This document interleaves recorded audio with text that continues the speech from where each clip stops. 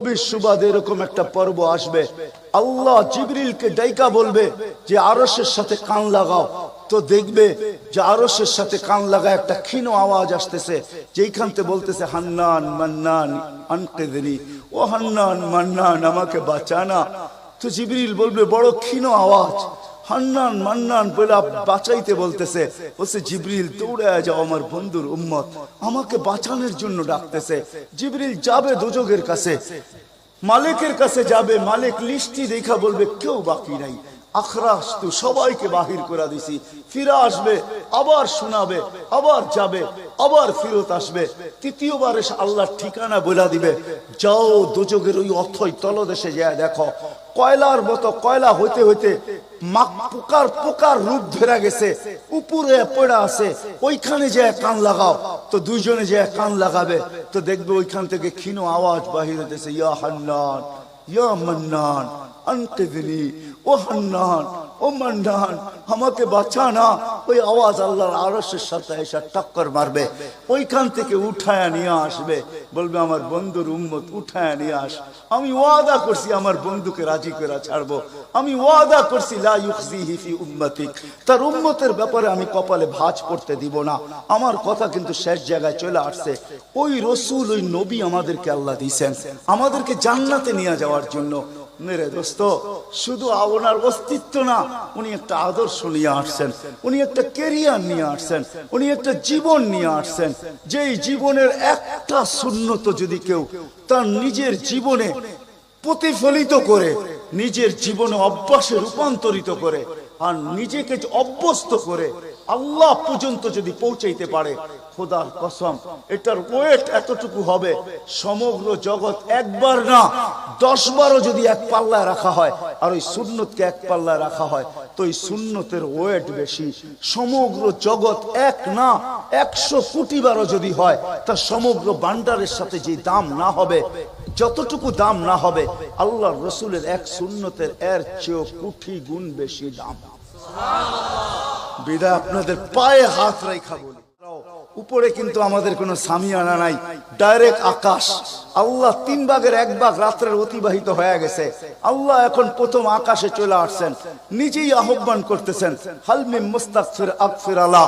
দুনিয়ার মানুষ আসামিকে তালাশ করে ফিরে শাস্তি দেওয়ার জন্য, ও রব্বে কায়নাত নারায়ণগঞ্জের মানুষ প্রথম আকাশে আইসা ডাক দিতে থাকে, কে আসছো আসামি, আমি শাস্তি দিব না, আমি তো মাপের ভান্ডার নিয়ে আসছি, আমি তোকে মাফ করব, তুই মাপ চাইতে দেরি, আমি মাফ করতে দেরি হবে না।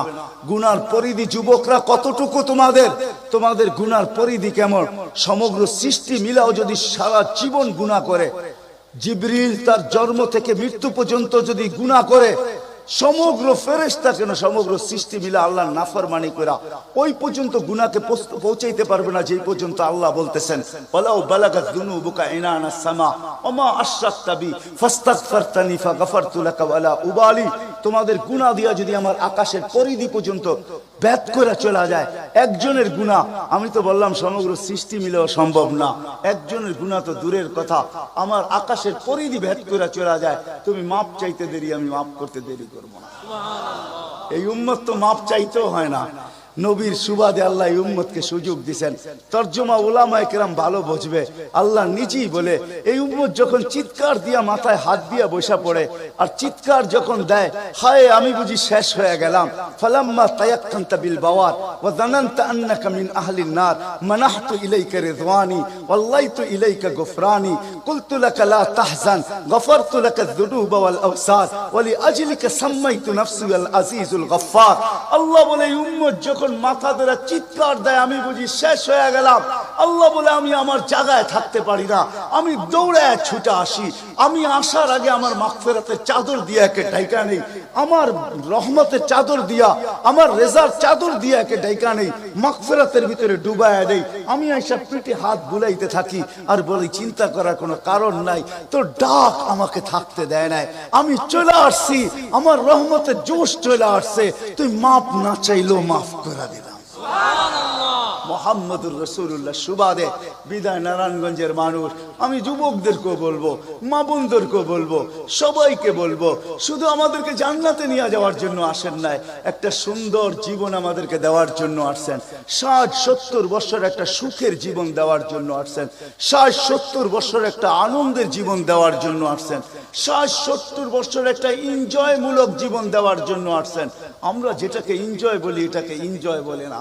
আপনি আমাকে কোনো থিওরি দিয়ে বুঝাইতে পারবেন না। আমি গত মাসেরই 23 তারিখে আমার 1 মাসের আমেরিকার সফর ছিল। আমি সফর শেষ করে আসছি প্যান্ডামিকের ভিতরেও, এই করোনার ভিতরেও। আমাকে বুঝাইতে হবে না, আমি দুনিয়া চষা মানুষ, আমি চষতে চষতে শেষ করে ফেলছি। আমাকে বুঝাইতে হবে না, আমি মানুষকে বড় কাছের থেকে দেখি। আপনি আমাকে বুঝাইতে হবে না। যেগুলাকে আমরা এনজয়ের সংজ্ঞা দিই এগুলা এনজয় না, যেগুলাকে আমরা সুখের সংজ্ঞা দিই এটা সুখ না। যেটাকে আমরা বলি হ্যাপি, এটার নাম হ্যাপি না। আল্লাহর রাসূল এক হ্যাপি জীবন দেওয়ার জন্য আসছেন, এক এনজয় মূলক জীবন দেওয়ার জন্য আমাদেরকে আসছেন, এক সুখের জীবন দেওয়ার জন্য আসছেন, এক সুখের জীবন দেওয়ার জন্য আসছেন। সাহাবারা সুখী ছিল, কসম খোদা। আমরা দৌড়ে দেখছি, কিন্তু আমরা এখন পর্যন্ত কোন ব্যক্তি বুকে হাত দিয়ে বলতে পারবে না যে আমি কোন সম্পর্ক নিয়ে সুখী। কেউ বলতে পারবে না কোন সম্পর্ক নিয়ে সুখী। কেউ বলতে পারবে না আমি অর্থ নিয়ে সুখী। কেউ বলতে পারবে না আমি পদ নিয়ে সুখী। কেউ নিজে বলতে পারবে না এনাফ এই শব্দটা কেউ বলতে পারবে না, সুখী বলতে পারবে না। কিন্তু মেরে দোস্ত, আসেন নবীর আদর্শে আদর্শবান হই, নবীকে চিনি, নবীর ক্যারিয়ার পড়ি, নবীর শান পড়ি, নবীর জীবন পড়ি, তারপরে আমল করি। একটা সুন্নত ঘরে আমল করে দেখেন সবাই মিলা, ওই ঘরের ভিতরে আল্লাহ সুখের বন্যা বয়ে দিবে। বন্যা, সুখের সুখ হবে না, সুখের বন্যা হবে। বন্যা, সাহাবাদের জীবনে সুখের বন্যা ছিল। বন্যা, ঘরে কিচ্ছু ছিল না, আমি মানি। আজকেও অনেক আলেম ওলামা আছে যাদের ঘরে কিচ্ছু নাই, কিন্তু যা দেখবেন সুখ আছে। সুখ, সুখ, রাগ হয় না, সুখ আছে, সুখ আছে। কয়জন বলতে পারবেন যে আপনাদের পাও টিপা ঘুমের থেকে উঠায় আর পাও টিপতে টিপতে আপনাদেরকে ঘুম পড়ায়? আলেম ওলামা বহুত বলতে পারবে যে আমাদেরকে পাও টিপতে টিপতে উঠায়, পাও টিপা টিপা আমাদেরকে ঘুম পড়ায়। এর চেয়ে বড় সুখ কি চান? এর চেয়ে বড় সুখ কি চান? ডেলি মাথায় তেল লাগায় দেয়, পায়ে তেল লাগায় দেয়, আঙ্গুল ভুলাইতে ভুলাইতে ঘুম পড়ায় দেয়। ঘুমাও, সারাদিন পরিশ্রম করে আসো। ওই হাদিসের মেসদাক যেটা ফাতেমা রাদিয়াল্লাহু তাআলা আনহু বলছিলেন, খারাজা জাওজুহা মিন বাইতিহা হাসিনা তো তাসাব্বাকাত। আলী, তুই ঘর থেকে বাহির হস, আমার দিলটা চুরমার হয়ে যায়। আব্বা শিখায়া দিয়েছেন, আমার দিলটা ব্যথায় ভাঙ্গা পড়ে। তুই কেন বাহির হইলি ঘর থেকে? ও তাসাব্বাকাত, আমি রাস্তা দেখতে থাকি, শুধু দেখতে থাকি না, তুই আসার আগেই আমি দরজায় পিঠ লাগায় দাঁড়ায় থাকি। আলী, তুই যখন টোকা দেস তো টোকা দরজায় পড়ে না, আমার পিঠে পড়ে, এক টোকায় খুলা দেই। আলী বলে, এই জন্যই তো আজ পর্যন্ত কোনোদিন 2 টোকা দিতে হইল না, 1 টোকাই তুমি খুলা দাও। বলে, আলী, আমি তোর রাস্তার দিকে তাকাইতে তাকাইতে কখন যে দরজায় পিঠ লাগায় দেই আর তোর টোকা এসে আমার পিঠে লাগে, আমি সাথে সাথে খুলা দেই। আব্বা এটাই শিখাইছে আমাকে। দিস ইজ লাইফ, এটার নামই লাইফ। আপনি আমাকে লাইফের সংজ্ঞা বুঝাইতে হবে না।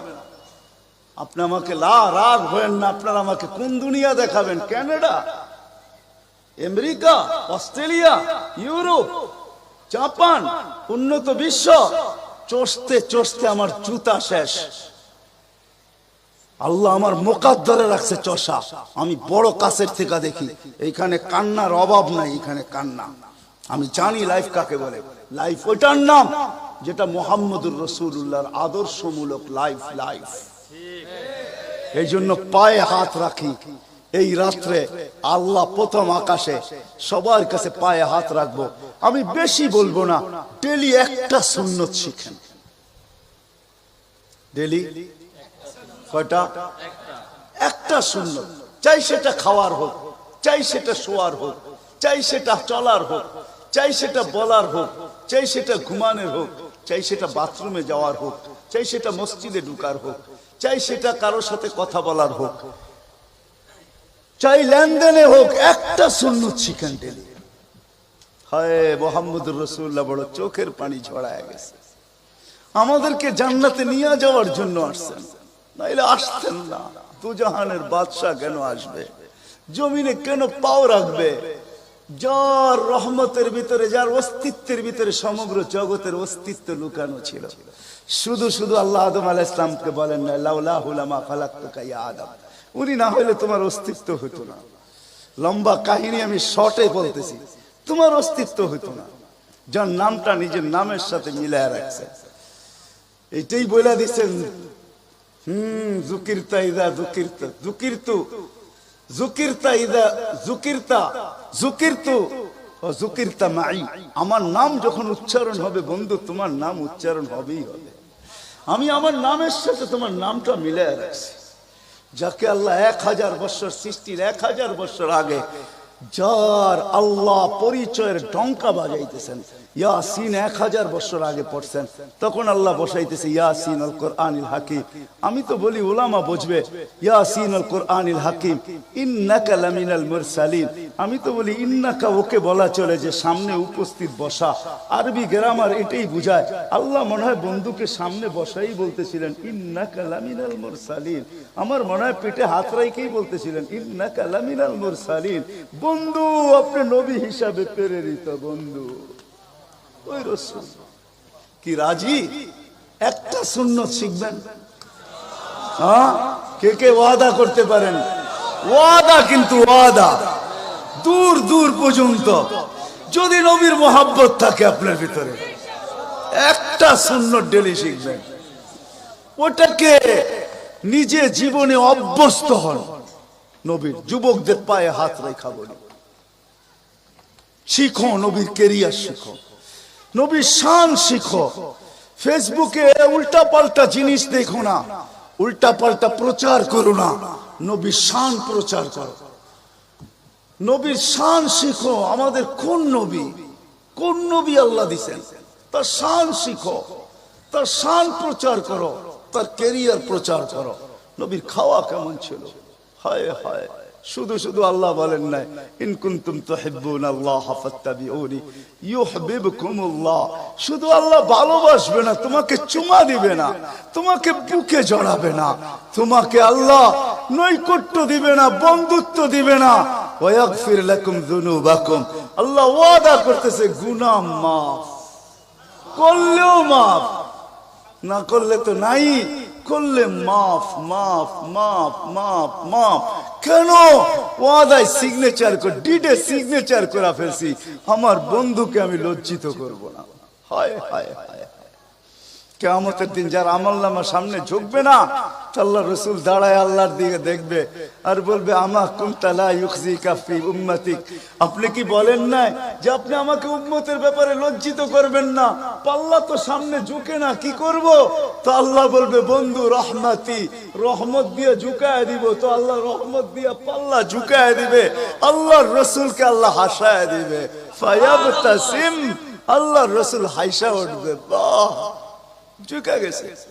হাউজে কাউসার নিজের হাতে পান করাবে। করবো তো ইনশাআল্লাহ। আল্লাহ আমাদের সবাইকে আমল করার তৌফিক দান করেন। ওমা আলাইনা ইল্লাল বালা।